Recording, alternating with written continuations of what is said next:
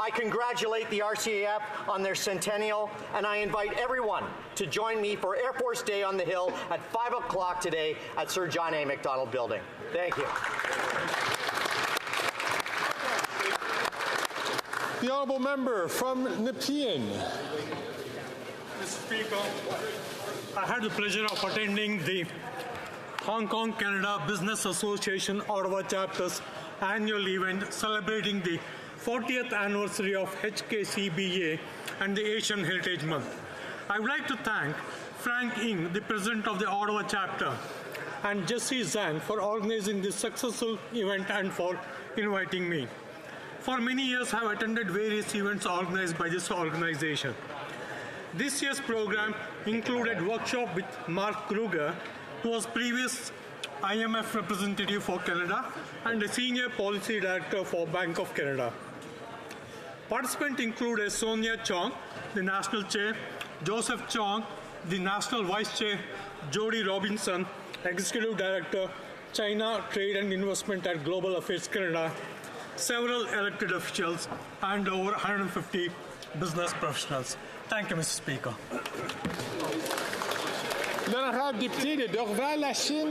The honourable member for Dorval-Lachine-LaSalle.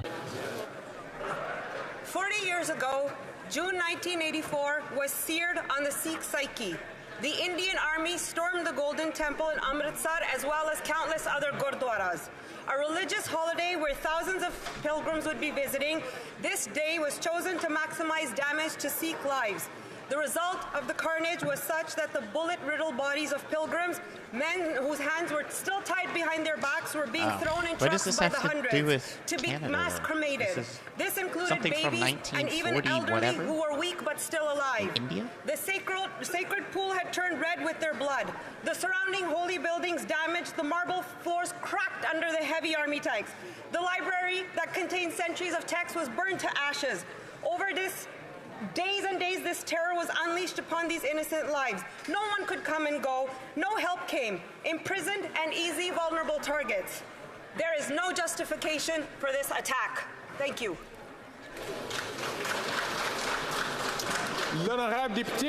The honourable member for Laurentides-Labelle. A long-standing pro-independence activist, Micheline Labelle, passed away on April 16th at the age of 84. Her family will be receiving condolences on Saturday. This important intellectual of modern Quebec left her mark on all those who crossed paths with her kindness and her open-mindedness.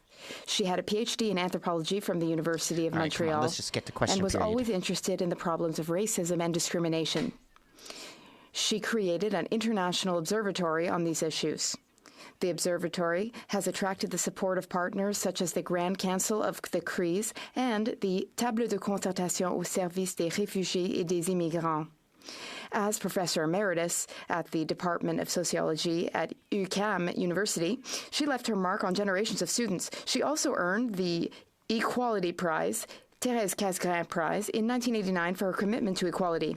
She fought all her life for secularism, and we must honor her memory by continuing to fight for secularism. Thank you very much, Mr. Speaker. The honourable member for Orléans. Monsieur le Président, aujourd'hui, c'est le jour de l'aviation. Mr. Speaker, today is Royal Canadian Air Force Day on the Hill. Today is the opportunity to celebrate the incredible work of the Royal Canadian Air Force on the occasion of its centennial. For 100 years, RCAF members have served Canadians at home and all around the world. We thank them for their incredible dedication to Canada. RCAF aviators have been involved in missions around the world. They participated in missions during the Second World War, during the Cold War. They've participated in NATO and NORAD operations too. Today, our government is making the largest investment in the RCAF since the Second World War. The RCAF represents the best of Canada, and its members can count on our unwavering support. Today and always, we thank all current and former members. It is thanks to them that the RCAF enjoys a reputation for professionalism, dedication, and excellence.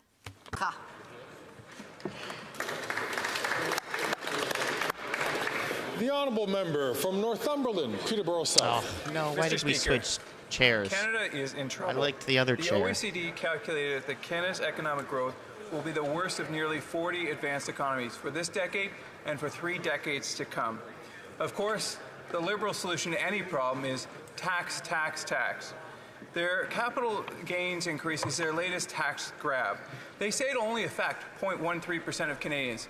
But this is the same government that tells us that we get more in carbon tax rebate than we pay in carbon tax. It's laughable. At a time when Canada desperately needs investment, growth, and innovators, this government is pushing them out the door. This is not the answer. A future Conservative government will make work pay again. We will celebrate success, not demonize it. We will build a path to prosperity and eliminate those dream-crushing barriers along the way. We're on the side of hope, growth, prosperity, and they're on the side of decay, decline, and poverty.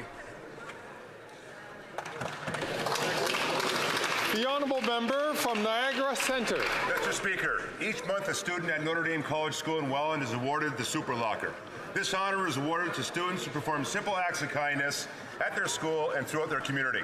Today, I'm proud to congratulate Samantha Calderon, Desiree St. Jean, Jose Palma Alfaro, Stacy Ekosimi, Nicole Berry, Rachel Taylor, Anna Sophia Gonzalez, DJ Joseph, Serena Hounslow, Ava Menery, and Luca Giancola for receiving the Super Locker Award this year.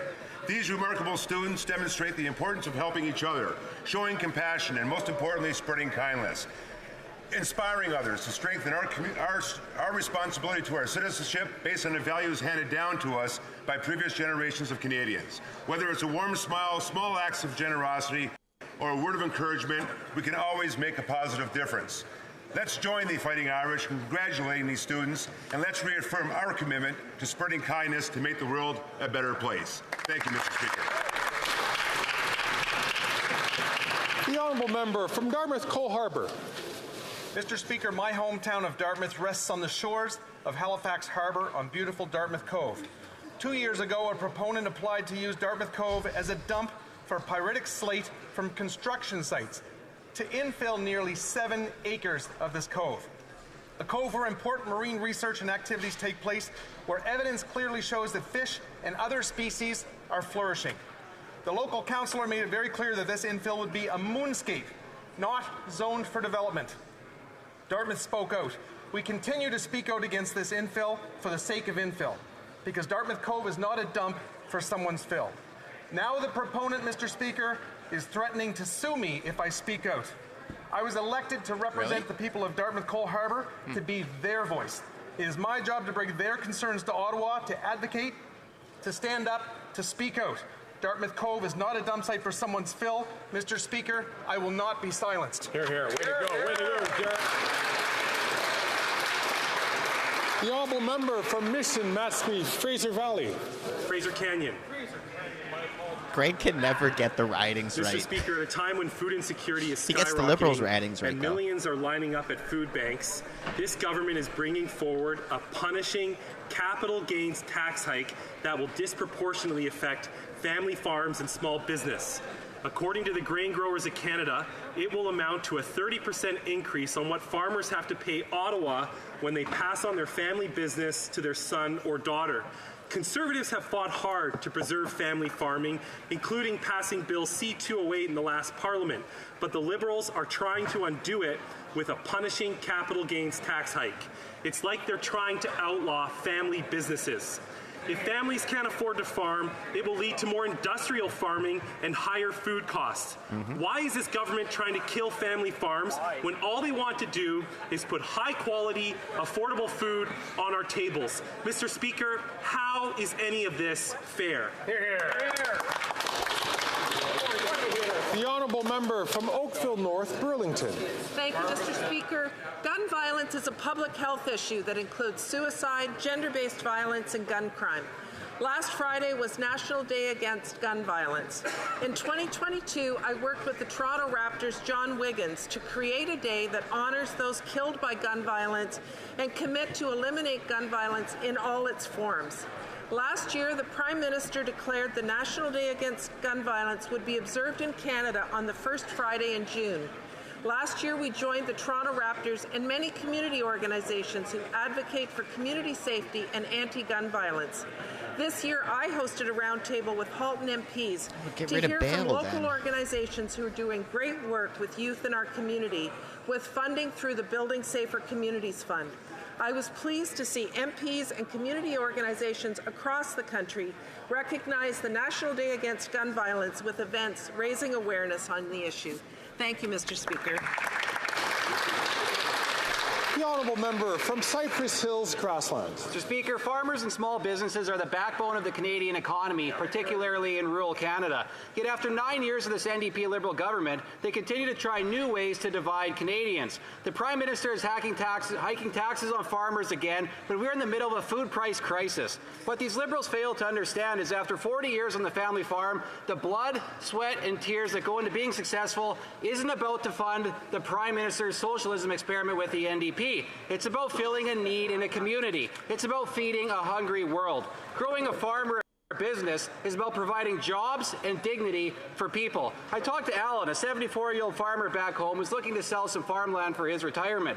Thanks to the proposed Liberal changes to capital gains, he will lose over $500,000 from his retirement. If the family farm can't survive, big industrial, multinational conglomerate billionaires will take over. But that's what the Prime Minister wants. How is that fair for Canadians? The honourable member from Peterborough, Kawartha. 93-year-old Liz Diachin, who will have to pay $40,000 in capital gains because she's trying to gift her grandson and daughter land, has a message for the Prime Minister. She's not rich. She doesn't have $40,000 extra dollars. She's trying to help her family, and she would like to know which bank would lend a 93-year-old $40,000. Peter from Peterborough also has a message for the Prime Minister. He wants to know why the Liberals think it's okay to change the rules that dictate his retirement plan. He purchased an investment property in 1986 that was supposed to be his retirement. And now, because of these Liberals' increase in capital gains, he no longer has enough money to retire. The Liberals claim they want tax fairness for every generation. So how is destroying Canadians' retirement fair? The honourable member from 66% Northwest is crazy. Territories. That's crazy. Mr. Speaker, 16 years ago today, this country By the time you pay other fees and stuff, it's like 70% of your money's gone. Of the Indigenous Organizations of Canada stood on the floor of the House to receive formal apologies from the Prime Minister and leaders of every political party. It was a historic day of nonpartisanship, as we heard apologies to 80,000 survivors for the harms caused by more than a century of Canada's residential schooling policies for Indigenous children. The promises made on that day were a commitment to working together towards reconciliation. As elderly survivors leave us, it is essential that we keep alive the promises that were made to them, their families, and the communities. To mark this occasion, my constituent, Dr.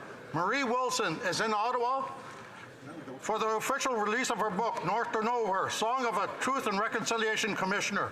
As we read the book, let us all remember the solemn promises made by each of our parties, and let us renew our determination to keep those promises. Thank you, Mr. Speaker. The honourable member from Windsor West. That's Trudeau there. Yep. Two community champions in my riding, and both were named Ted. We mourn the passing of James Edward Ted Farron and Ted Boomer, both Windsor icons. Ted Farron was a longtime local business owner of Farron's Gourmet Butcher Shop and known in the boxing circles. He and his wife Michelle supported endless causes like hospice, recruiting physicians, and was one of only 4 civilians to be made an honorary member of the Firefighters Association. I first met Ted when he hired a person for my supportive employment program I ran. Ted Boomer is also synonymous with Windsor's Blues Fest, founding the event in 1995 and bringing in top performers to Windsor, Essex for decades, like Ace Frehley from Kiss, Nazareth, Iggy Pop, Jeff Healey, Gord Downey, to name a few. I got to know Ted when he and his wife, Louise, brought the Blues Fest to downtown and gave us international fame. Both Teds were local community boosters and will be missed by many. My condolences to their families and friends who can take comfort in knowing their local legacies will live on. I know I and many others remain influenced by their character and contributions. Right, Pierre's in the House. Trudeau's in the House. The honourable member for Saint-Jean. There are those who never cease to amaze us. I'd like to make a request. Order, please. Greg, what? What does he want now? The honourable member for Saint-Jean will now begin again. There are some people who never cease to impress us, and Maëlie Grignon is one of them. The path that lies ahead of her in the field of science is bound to be paved with success. At just 15 years old, she has already won a Techno Science Prize and a bursary from the Université de Montréal when she competed in the Quebec Science Fair Finals. And her favorite subject is no less than the famous Higgs boson, which she talks about with great passion and knowledge. It's an honor to have her here on the Hill today. She's accompanied by the Science Fair spokesperson. He's been spokesperson for the past 10 years. He's an illusionist, Luc Langevin. He, too, is passionate about science. He pursued his studies up to the doctorate level in biophotonics. He was Maëlie's muse and inspired her to take an interest in physics when she was very young. Mr. Langevin, thank you for continuing to share your magic and your passion for science with us. Maëlie, I hope that you will be able to fulfill your dream of visiting the CERN, but above all, may your career, which I'll be following with great interest, be an exceptional one.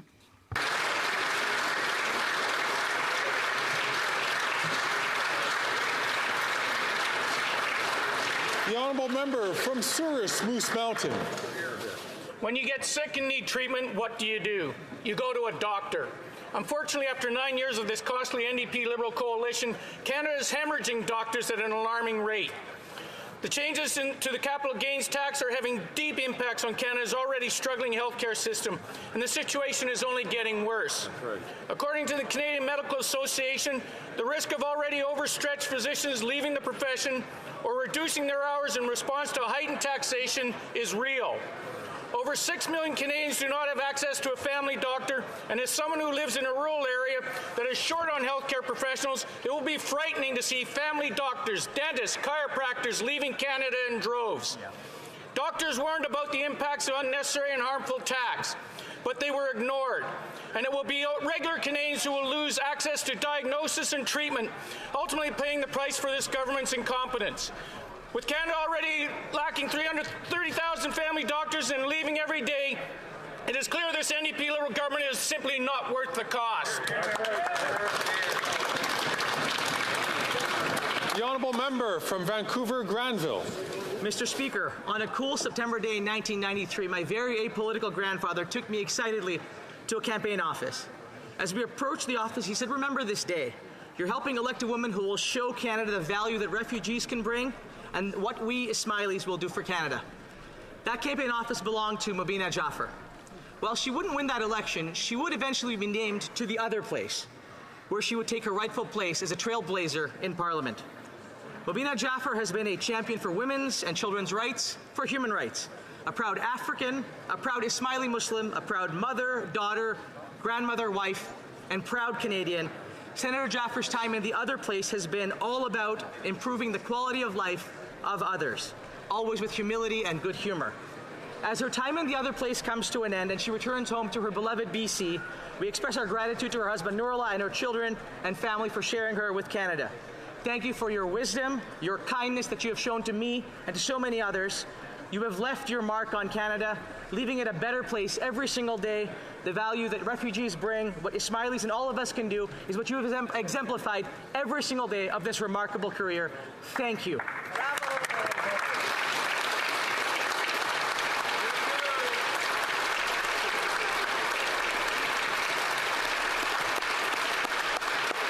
All right, let's go. Question period. Come on.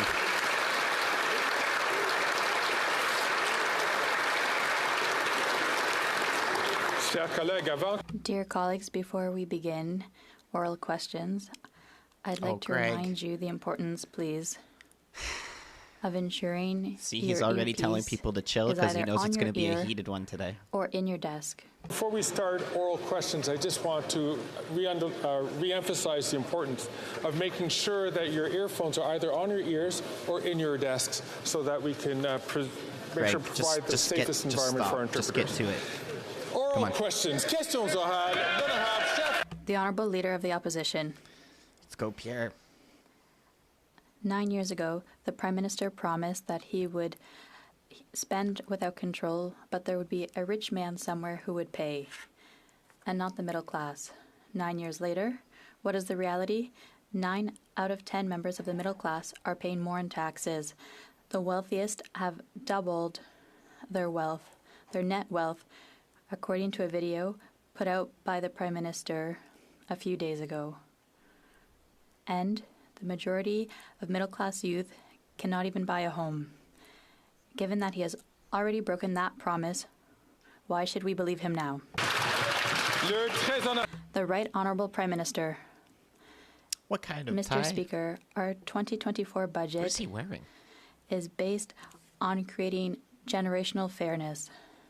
Part of that is asking the wealthiest to pay a little bit more when they sell investments, very profitable investments.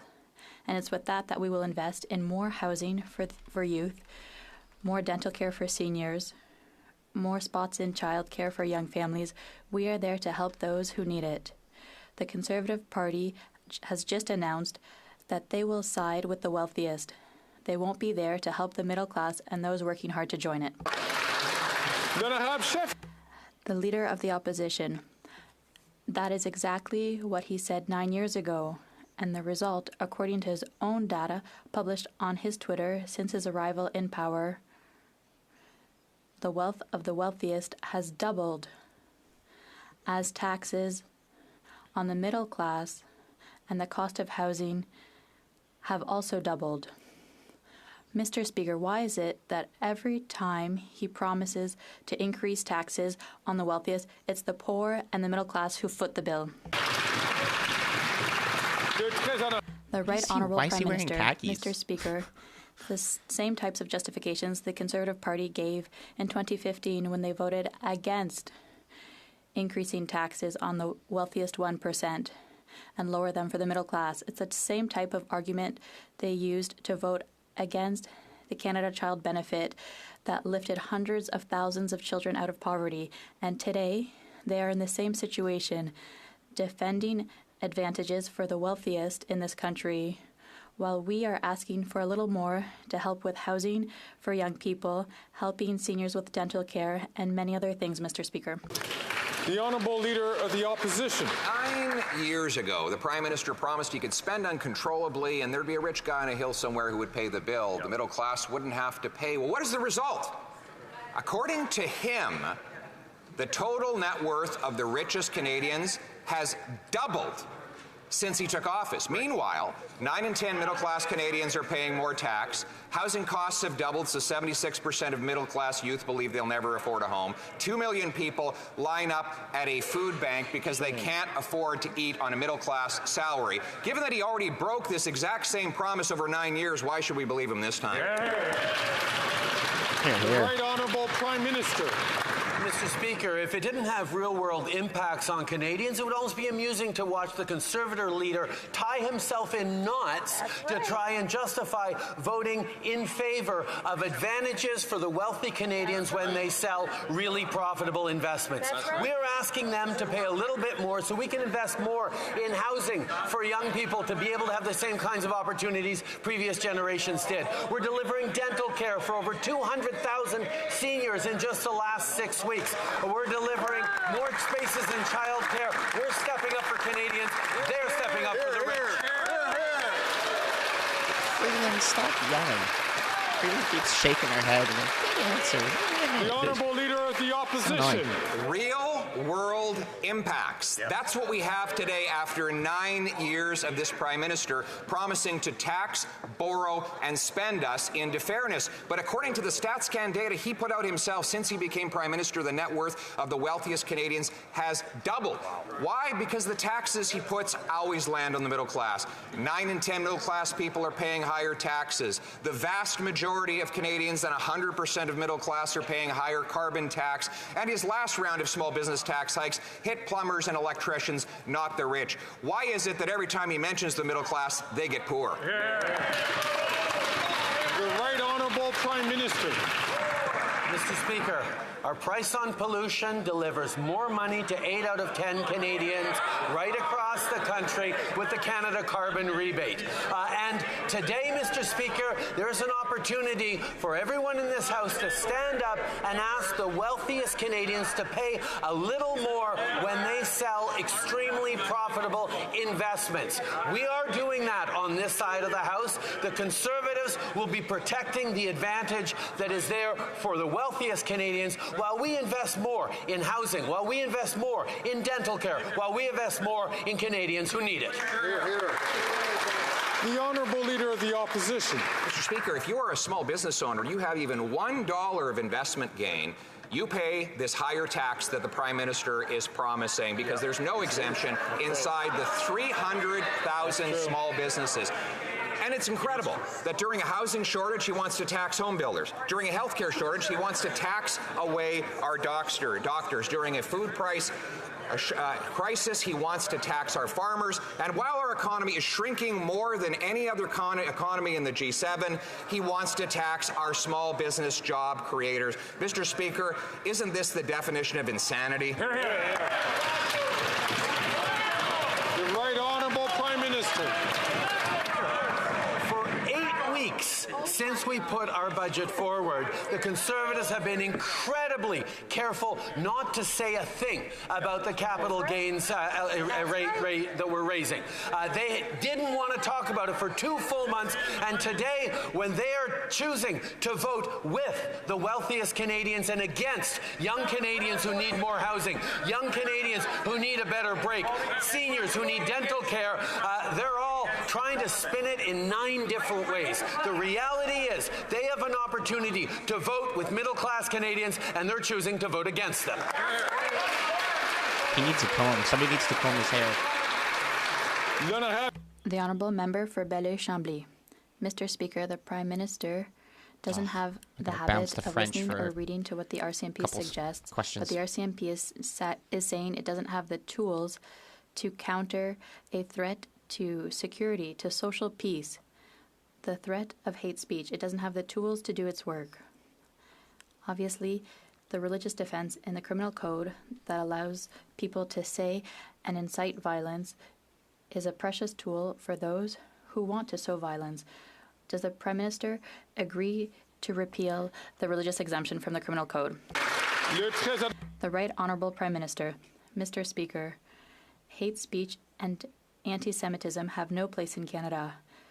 Our government fights racism and hatred like no government has done in the past, introducing an act on online harms, funding increased protection for mosques, synagogues, and places of worship, and our plan to criminalize the Holocaust denial. We recognize there is more to do. We will continue to work with our police services with the necessary laws to strengthen protection for all in this country. The Honourable Member for Belleuil-Chambly. How to waste 35 precious seconds. Mr. Speaker, the streets of Montreal and other cities in Quebec and Canada are subject to protests and open invitations to hatred when it is not, frankly, to violence. There are even calls to exterminate the people of Israel. What does it take for the Prime Minister to protect the people he is responsible for? The Right Honourable Prime Minister. Mr. Speaker, for years we've been investing to create more protection for mosques and synagogues and places of worship and community centres. We will continue to work with police forces across the country to protect people and highlight that it's important for all Canadians to remember our values of respect, openness, tolerance, and acceptance. Mr. Speaker, we will continue to be there to, yes, allow people to protest within the law and within peace, but also be there to fight hate speech and calls for violence. The Honourable Member from Burnaby South. Yesterday, the Liberals finally woke up. They realized that it's unfair for nurses and carpenters to pay more taxes than billionaires.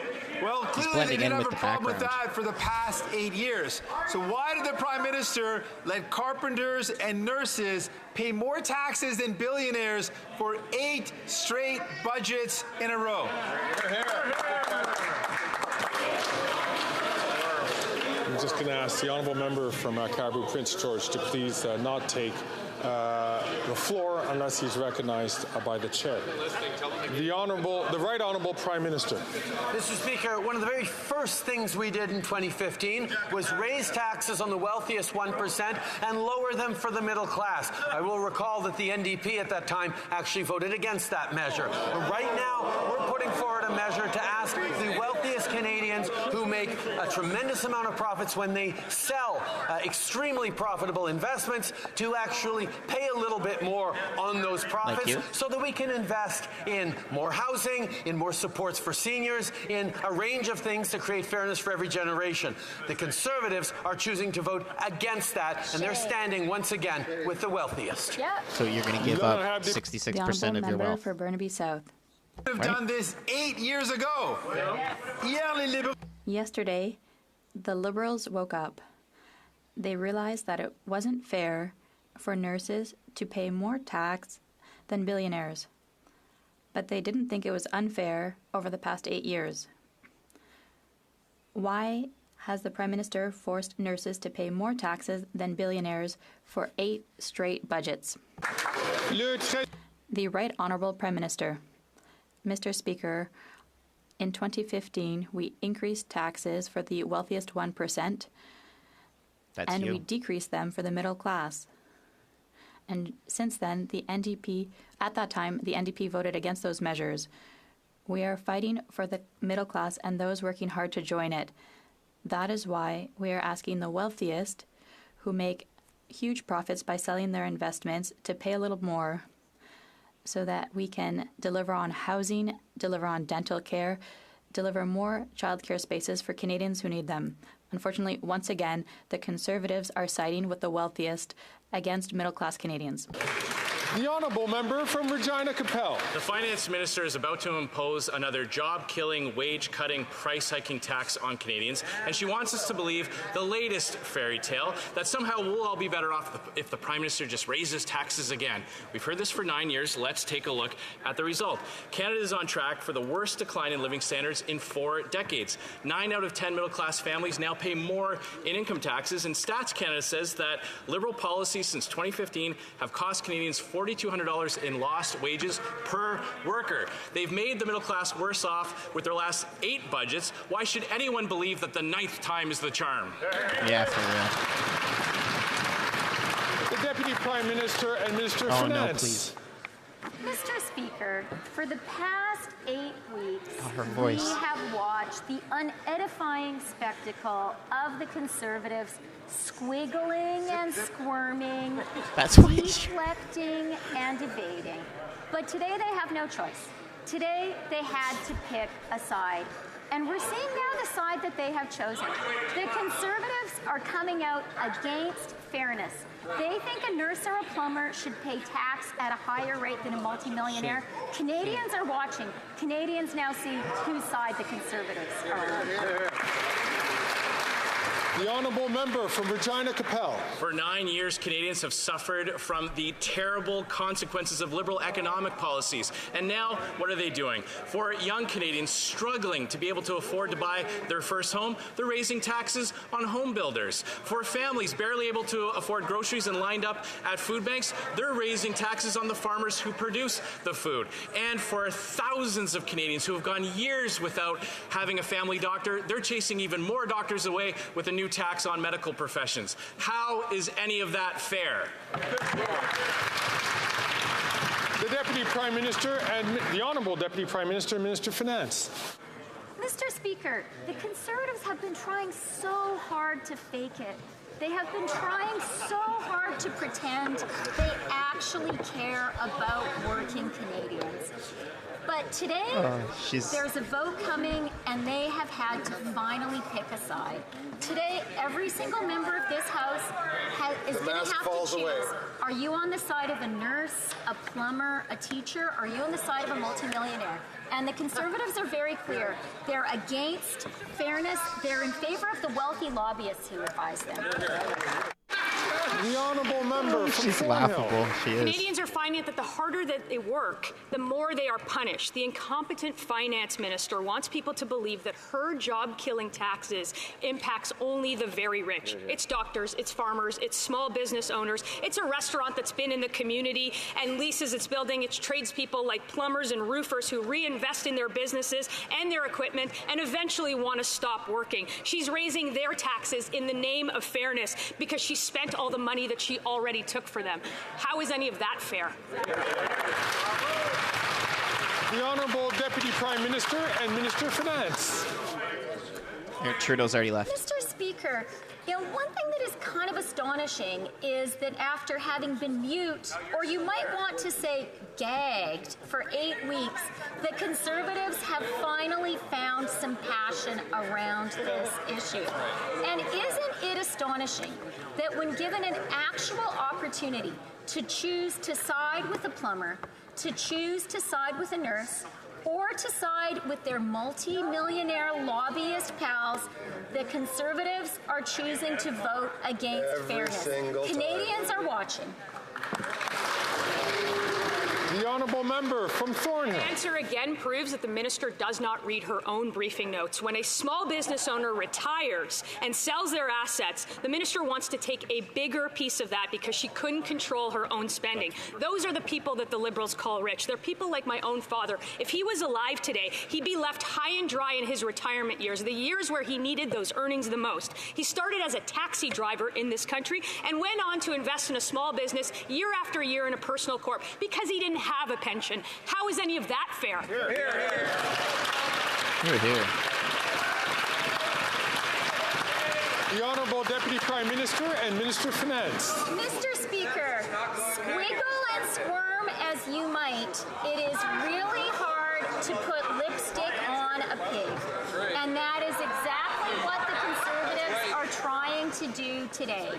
The Conservatives have found themselves unable when it really counted to side with working people.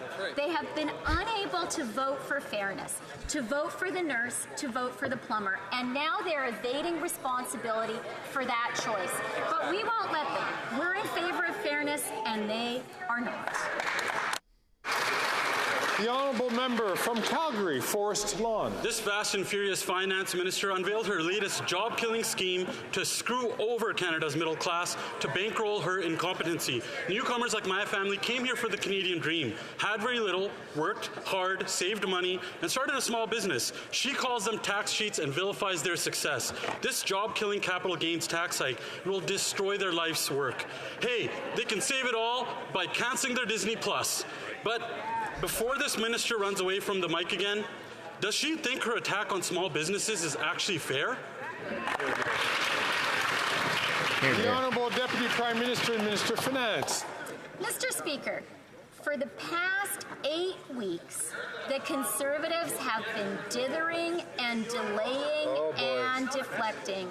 They were squirming. They were so uncomfortable because they recognized they had to make a really big choice.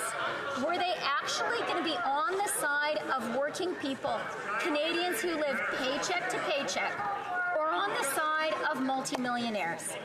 Well, today, we know whose side they're on. We are voting for fairness. The Conservatives are voting against it, as we always knew they would.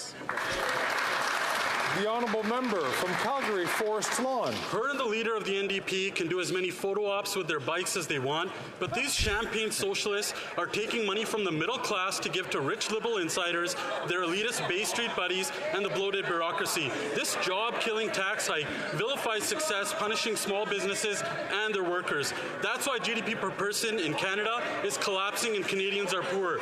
Before she spends another $1 billion next week to service her debt, can she tell us, is this fair?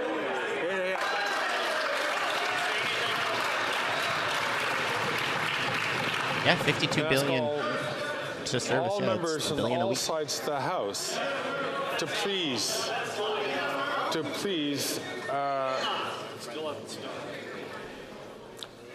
to not express yourselves unless you're recognized by the Speaker. It's for a whole bunch of reasons, but the very least of all is so that we can hear the question and hear the answer. The Honourable Deputy Prime Minister and Minister of Finance. Mr. Speaker, I'd like to read out a quote from a debate in the House of Commons. Quote, "Monstrous increases in capital gains are making the rich vastly richer and creating a kind of aristocratic feudal economy." What? You know who said that? The member for Carleton. Oh. He did, yeah. And today, he is leading his party in voting to make those gains even more monstrous, in voting in favor of that aristocratic feudal economy. Well, we vote for fairness. They vote against it.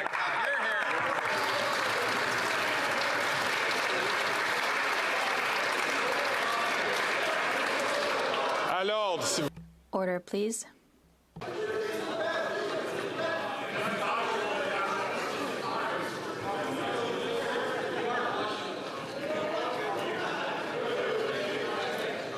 Ask members to the right, please, to keep their comments unless they're recognized by the chair. The Honourable Member for Drummond. The Coalition Sauvons-Lassique informed us in an open letter that the NFB has decided to modernize its aid to independent cinema program. Modernizing should mean improving, but unfortunately that's not the case. Before, to access the NFB's editing rooms, there were two conditions: be a filmmaker and have a project funded by a public institution. The NFB would impose 3 new conditions, including compliance with its editorial line. When a Crown corporation wants to impose a message, it's called propaganda. Will the Minister allow this to happen? The Honourable Minister of Canadian Heritage. Thank you, Mr. Speaker. I thank my colleague for his question.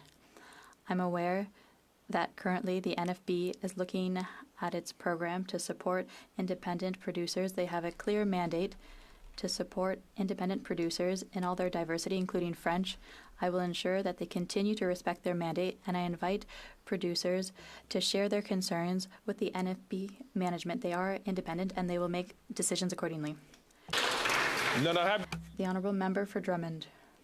Pierre Perrault, Norman McLaren, Léa Poole, Micheline Lanctot, Denis Arcand, Pierre Falardeau, Denis Villeneuve.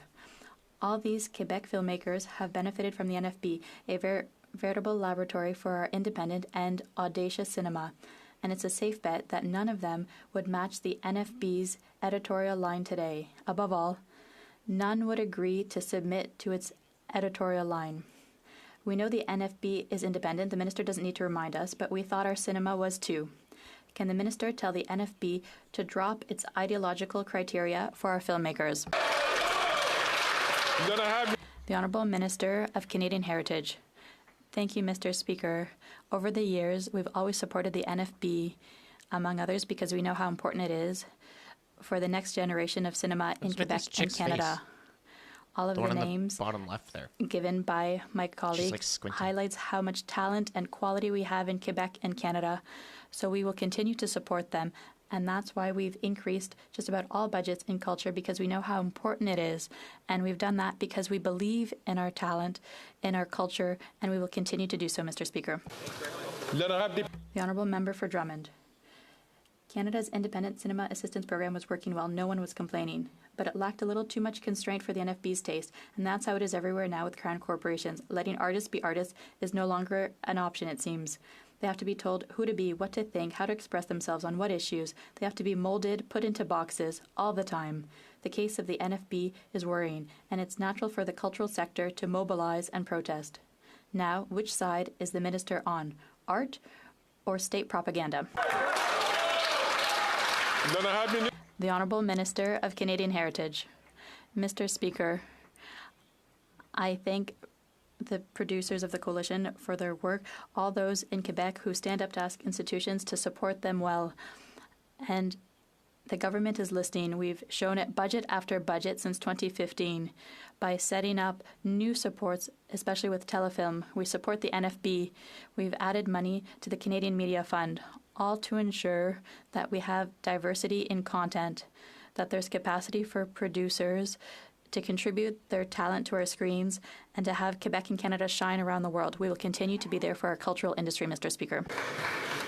The honourable member from Cumberland Colchester. Speaker, the average doctor is $300,000 in debt from medical school, and the Ontario Medical Association says the latest NDP Liberal tax grab will, and I quote, put further pressure on the viability and sustainability of a fragile system and could force existing physicians out of practice and dissuade new grads from practicing in Canada.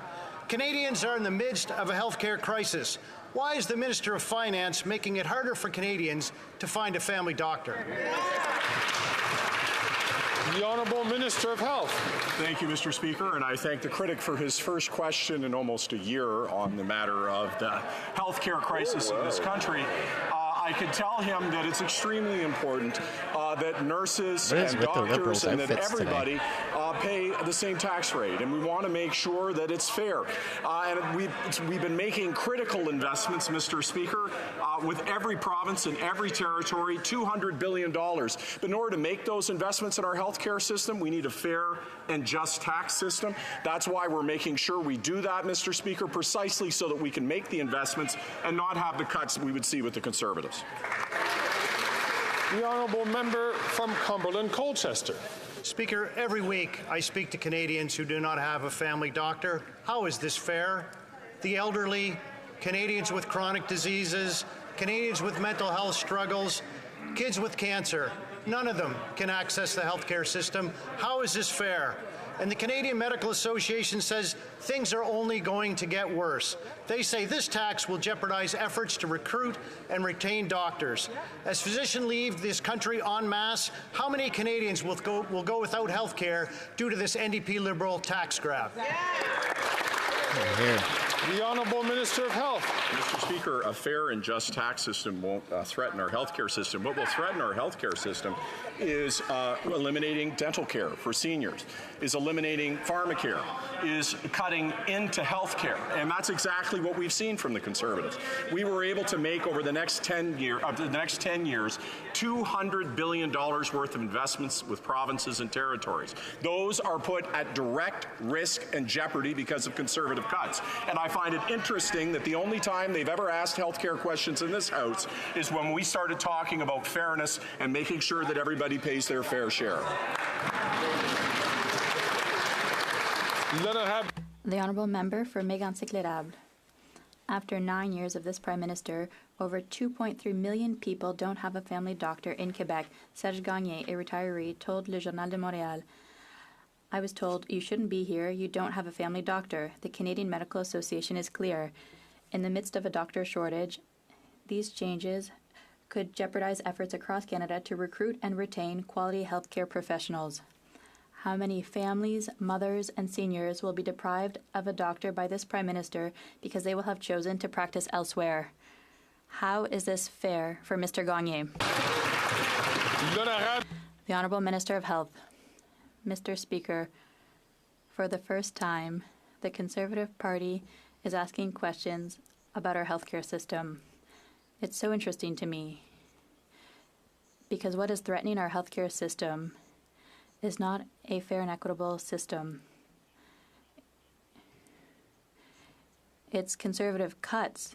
They want to cut investments, major investments, to dental care, to pharmacare, and agreements with each province and territory.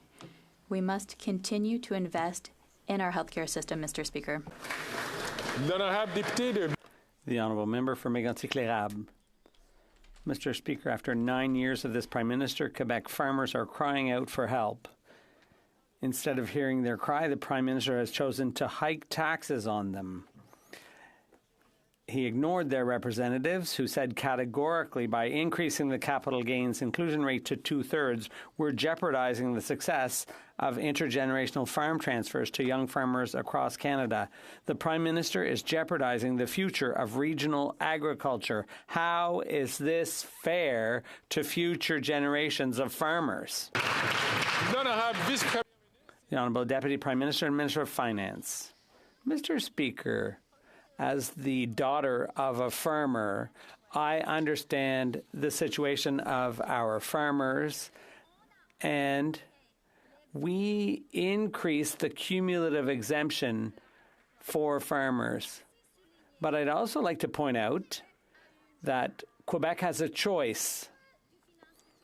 The Quebec Finance Minister decided to follow the federal example with capital gains because Quebec needs revenues, for example, for health care.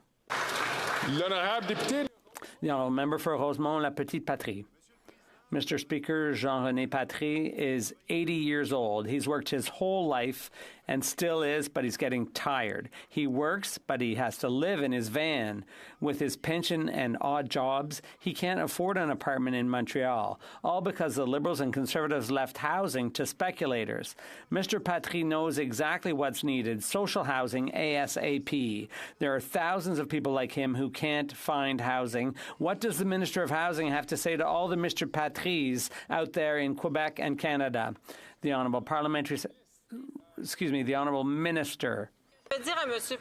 What I would say to Mr. Patry is that today is a historic day because today we're putting in place tax measures that will precisely provide for fairness, which will allow us to invest in housing and pharmacare.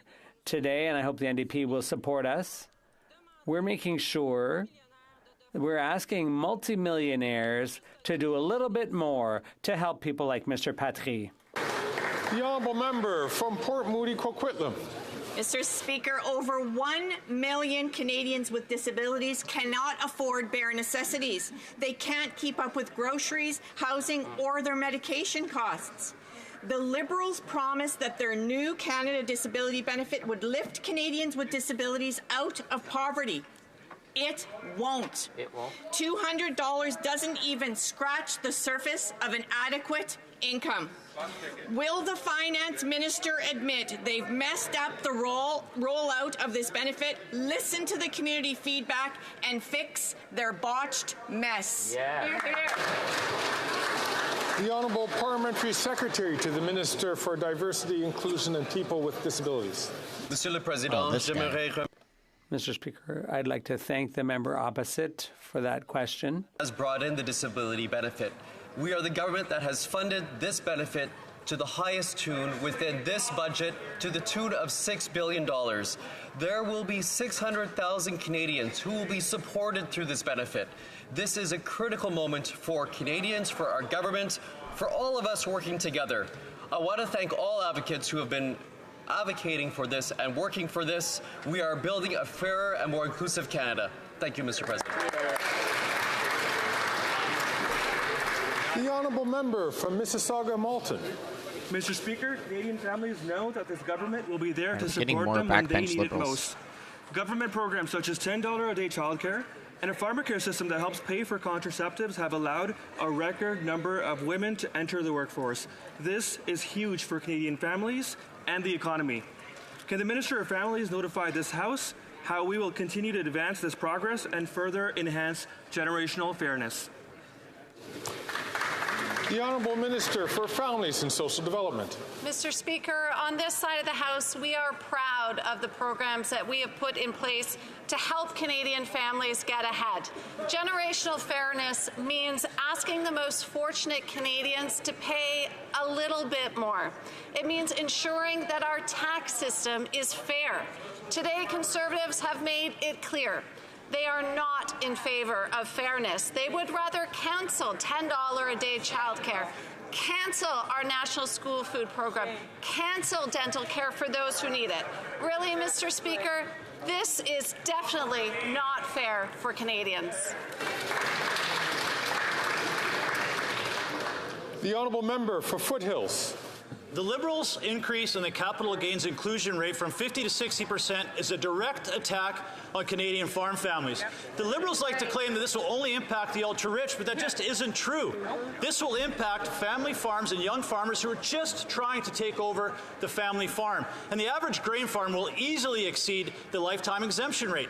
This tax increase isn't fair and will jeopardize the economic viability of farm families and our rural communities. Will the Prime Minister end his attack on family farms who are just trying to put food on our table?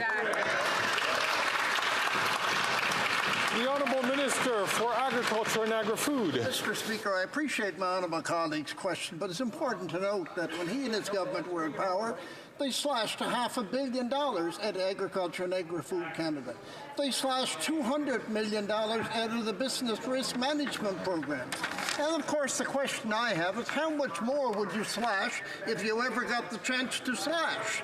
But I can assure you, Mr. Speaker, that we have reinstated the funding to Agriculture and Agri-Food Canada, and we have reinstated the funding to the Business Risk Management Program. We have and will continue to support farmers in this country, Mr. Speaker. I'd like to remind the Honourable Minister that, of course, questions should be put through me. That's the best way that it should be done. The Honourable Member from Foothills. Well, it's still not reassuring that the Agriculture Minister still doesn't know that there's going to be a capital gains inclusion rate change and it's going to impact Canadian farmers. Farmers who are trying to work hard every day to feed Canadians. And the only thing that this tax change is going to do is feed an obese Liberal government. They say this is about fairness, but it isn't fair to young farmers. When they buy the family operation, they are burdened with millions of dollars in debt.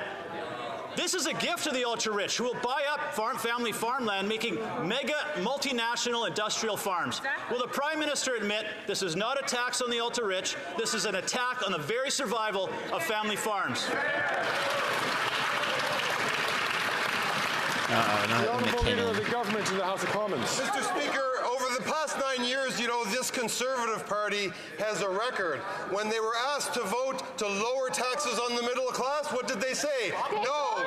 When they were asked to approve a Canada Child Benefit, what did they say? No. When they were asked to vote on child care, on farmer care, on dental care, what did they say? They said no. Why is it when Canadians look to this Conservative Party to stand up for them, they take a seat? Calm down.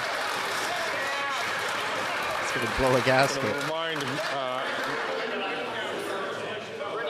I'd like to remind all members on the government side, as well as all members generally, that chanting is not permitted in the House. The Honourable Member from South Shore, St. Margaret's. Lobstermen in Nova Scotia fish for our food, risking their lives in the winter. Waves crashing over them, fishing in blizzards and high seas. They risk their lives for 40 years so they can save a little to retire on the sale of their boat and their license. The NDP Liberal latest tax grab on fishermen is to increase massively the tax on the sale of their licensed boat and gear even after the fishing exemption. So why do the NDP Liberals think that robbing fishermen of a dignified and honest retirement is fair? Yes. The Honourable Deputy Prime Minister and Minister of Finance.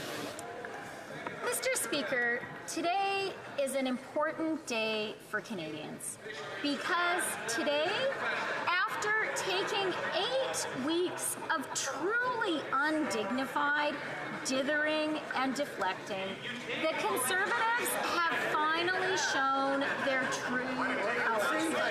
And now we know what they really stand for. They had a chance to stand with the plumbers, with the welders, with the nurses, with the teachers. But they've decided that multimillionaires should pay lower taxes than working Canadians. That's just... The Honourable Member from South Shore, St. Margaret's. The only thing this Liberal minister is doing is bringing in retirement-killing taxes on fishermen. Mrs. J and her husband from Nova Scotia worked for 50 years to build their lobster and fish buying business. They sold their business to create their modest retirement income by investing that proceeds and creating a humble retirement. They paid their fair share of taxes already, but Liberals want to take more of the retirement income. Why does this Prime Minister think that robbing an 85-year-old widow of her hard-earned, dignified retirement income is fair? Yeah, for real. 66% is crazy. The Honourable Deputy Prime Minister and Minister of Finance. Speaker, we have already today, at last, established that the Conservatives are against fairness. That they are against a nurse or a welder paying tax at a fair rate. They want a nurse or welder to pay more tax than a multimillionaire. Else the Conservatives are saying. They're saying they're going to cut. They're going to cut the dental care that is providing care for people in Atlantic Canada. They're going to cut the early learning and child care. They're going to cut pharmacare.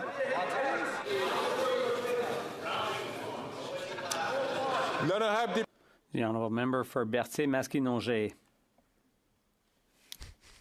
It's like I can't speak for a second.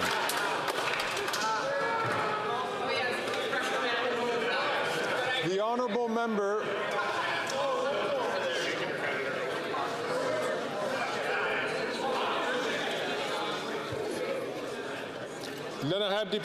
The honourable member for Berthier-Masquinongé.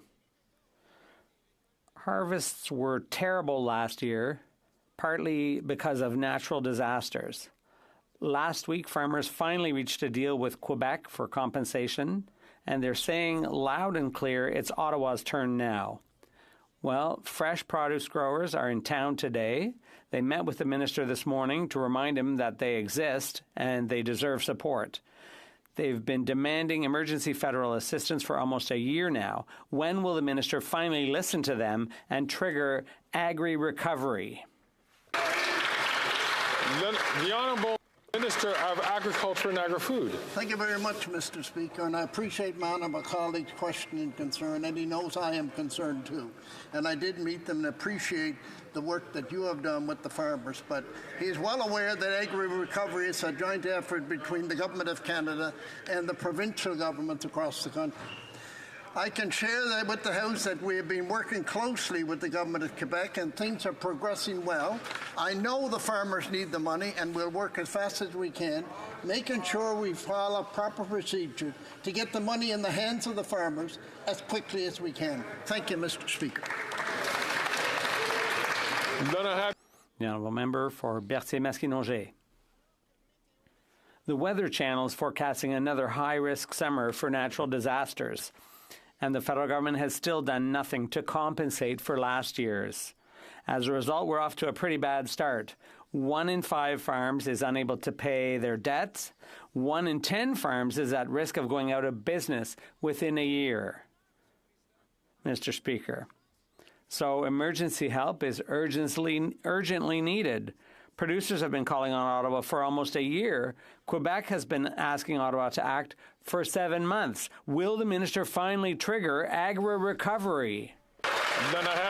The Honourable Minister of Agriculture. Mr. Speaker, again, I appreciate my honourable colleague's question and concern.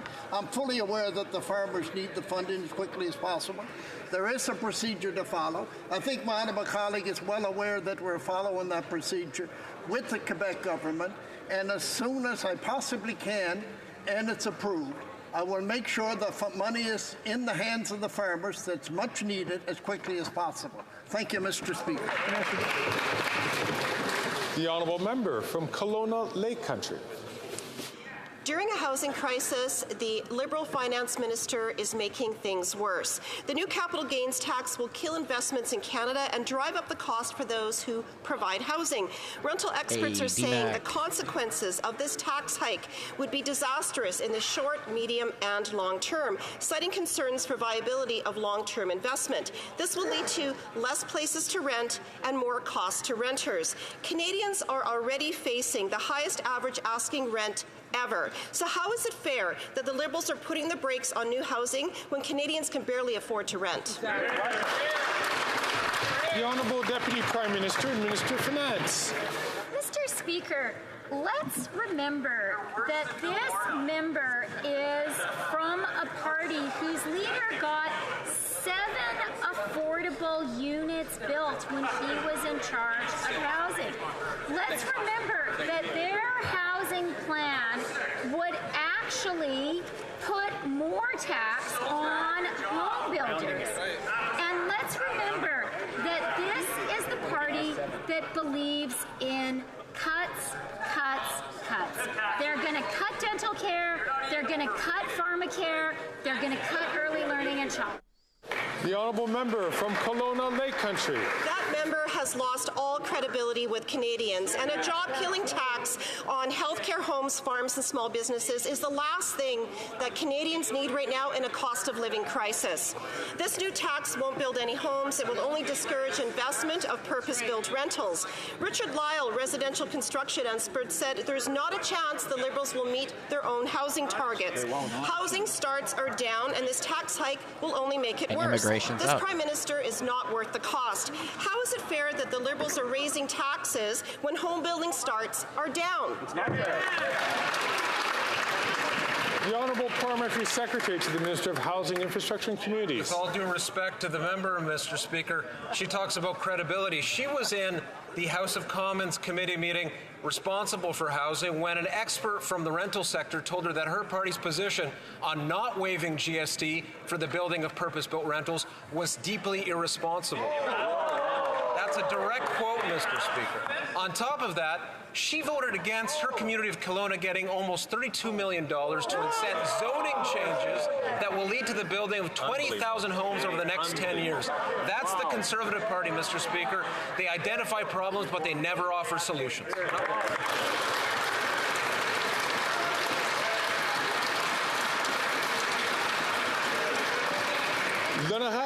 The Honourable Member for Bellechasse-les-Échemins-Lévis. Thank you, Mr. Speaker. After 9 years of this Liberal government, rents are getting higher and higher, and affordable housing is becoming scarcer and scarcer. Canadians are distressed by this housing crisis, and now the Prime Minister wants to make things worse by changing capital gains tax. According to the Quebec Corporation of Landlords, this change will push rents higher, which is definitely to be avoided in the current context. Why does the Prime Minister want to raise taxes on housing in the midst of a housing crisis? How is that possible, Mr. Speaker? Yeah. The Honourable Minister of Economic Development for Quebec. Mr. Speaker, I have good news for my colleague opposite. According to Stats Can, in April, there was a record high number of housing permits, of construction permits in 1 month. 22,600. That's a lot more than 6, Mr. Speaker. The Honourable Member for Saint Laurent. Mr. Speaker, here on this side of the House, we know that countries with huge inequalities between rich and poor do not fare well. With childcare, the Canada Child Benefit, dental care, affordable housing, among other things, we are there to support those in need. In Canada, we're building a fairer tax system for all generations.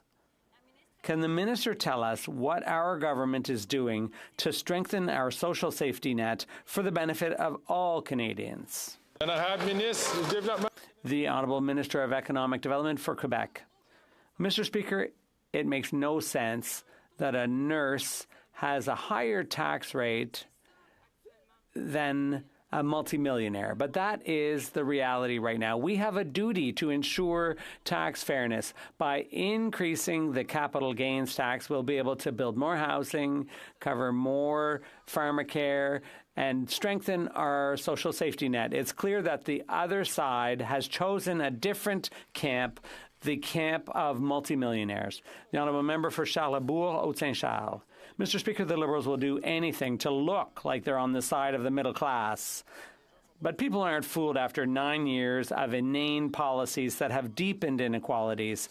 Now they're going after the dead and the bereaved with the capital gains tax. We're talking about a tax hike on inheritance. Are the Liberals so desperate to make political gains that they're willing to go after the dead and bereaved? The Honourable Deputy Prime Minister and Minister of Finance. Mr. Speaker, today is an important day for Canadians because today every member has to make a choice. Each of us has to decide whether we're in favor of fairness, if we think a nurse should pay less tax than a multimillionaire. No, we don't think $52 billion worth of servicing debt is good. Nobody does. We have made that choice. But now Canadians can see what the Conservatives think. They're against fairness and in favor of multimillionaires. The Honourable Member for Charlebourg, Haute-Saint-Charles. Yeah, Mr. Speaker, we've made our choice, and our choice is to think of seniors who are trying to leave an inheritance to their children, but these Liberal tax measures will be such that taxes will gobble up their inheritance. Can the Minister of Finance explain why people's inheritances will be gobbled up by the Liberal government? The Honourable Government House Leader. In 9 years in this House, and I would even say in the 20 years since the Leader of the Opposition has had a seat in this House, Conservatives have voted how? They voted against tax cuts for the middle class, against the Canada Child Benefit, against, every time, against childcare subsidies, against dental care, against pharmacare. Every time Canadians ask the Conservatives to stand up for them, they stay in their seats, Mr. Speaker. The honourable member from Simcoe North. There you have it, Mr. Speaker. Farmers, fishers, families, physicians, all will be impacted by this tax. The government either didn't know this was the case or doesn't care, because had they actually taken the time to ask StatsCan, they might have found out that almost 50% of the people impacted by this tax otherwise make less than $100,000 a year. So why does this government continue to insist on purposely misleading Canadians about who will be impacted by this job-killing tax? Hear, hear. Hear, hear. The Honourable Deputy Prime Minister and Minister of Finance.